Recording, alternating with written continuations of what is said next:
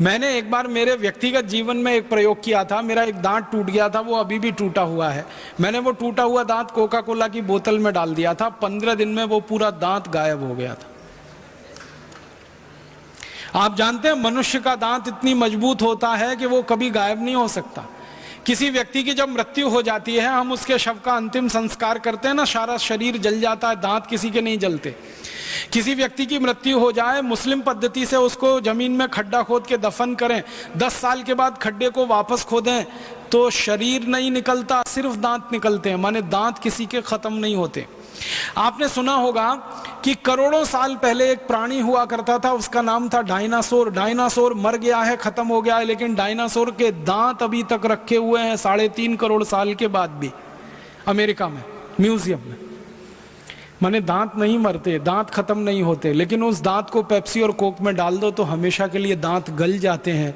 कितना खतरनाक केमिकल है पेप्सी और कोक में, आप सोचिए। और जब प्रयोगशाला का परीक्षण हमने करवाया तो पता चला पेप्सी और कोक में 14 तरह के रसायन मिलाते हैं।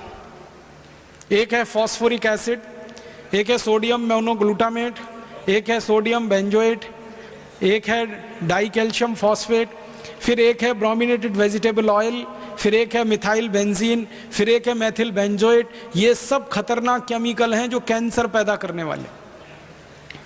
दुनिया के वैज्ञानिकों ने यह बात सिद्ध की है कि बार बार पेप्सी और कोक पिएंगे तो कैंसर होने की संभावना है। बार बार पेप्सी कोक पिएंगे तो हड्डियों में ऑस्टियोपोरोसिस और ऑस्टियोपीनिया होने की संभावना है।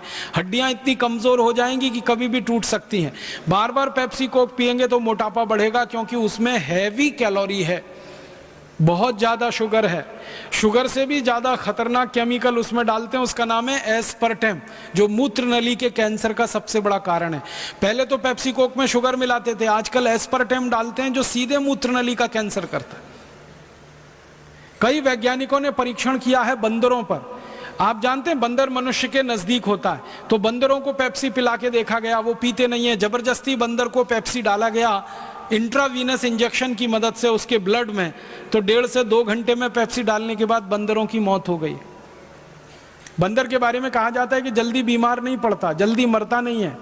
उसका ब्लड जो है ना, दुनिया में आइडियल माना जाता है, इसलिए आदमी के ब्लड का कंपैरिजन बंदर के ब्लड के साथ किया जाता है। लेकिन पेप्सी कोक पिला दो तो उसका ब्लड भी खराब हो जाता है। इतना खतरनाक पेप्सी कोक है, और हमारे देश के पढ़े लिखे लोग इसको बेस्ट क्वालिटी कहकर पी रहे हैं। देश का हजारों करोड़ रुपए का नुकसान हो रहा है।